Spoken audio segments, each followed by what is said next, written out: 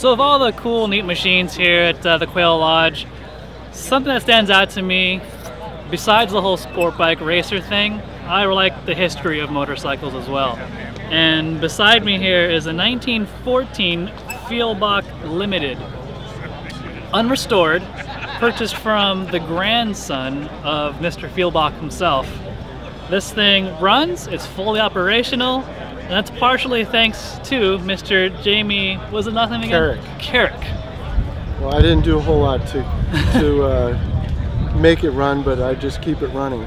Okay, let's kind of talk about, you know, the controls and how to start this machine. Right. So you don't have to do it exactly, but so there on a lot of other early bikes there'd be levers, you know, here or there. This bike uses twist grips. So this grip, the left side, is twisted all the way to the outside, and the compression is released from the engine. So I could turn the motor over by turning the pedals. like a bicycle. Like a bicycle. So right now, rear wheel spinning and turning, I could ride it like a bicycle. As soon as I throw this lever forward, now I'm turning the engine over. If I wanted it to fire up, I'd engage the compression by turning that twist grip like that. The compression is there's compression now, so if I tried to turn it over, it hit compression.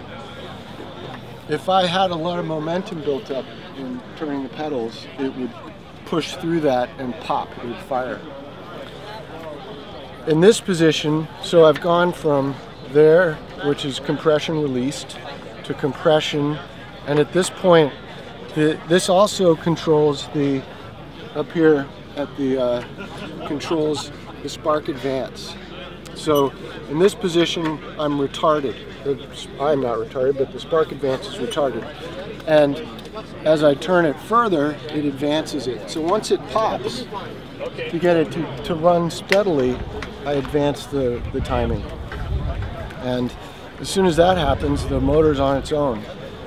Then I'll pull this back so that now the rear wheel is disengaged again from the engine.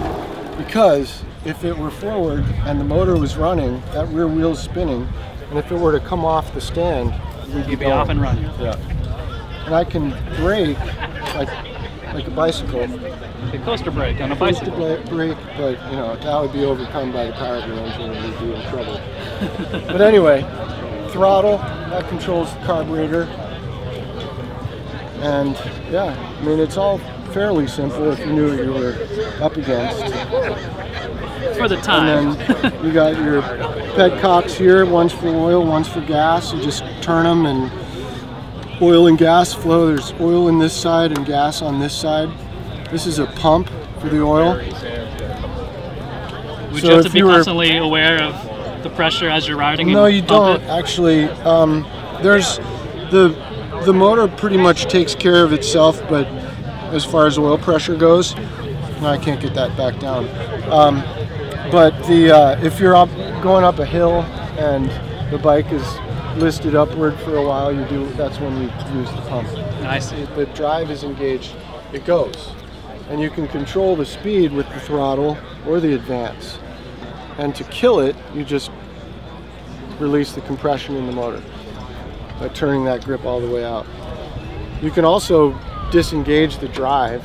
And when I was riding it around, that's kind of how I was going. Kind of like driving a tractor, where you just engage and disengage the clutch. You don't really control the speed of the engine. That was one of its claims to sales, anyway.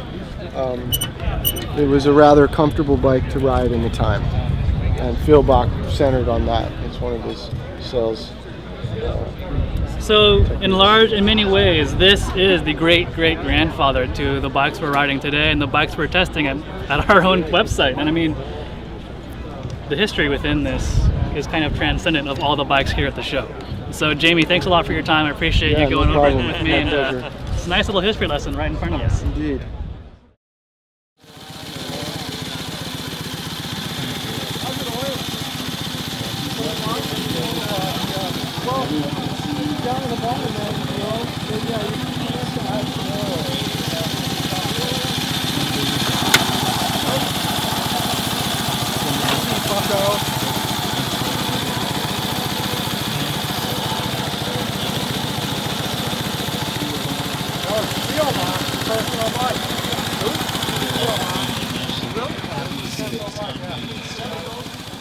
I like seeing how things are made.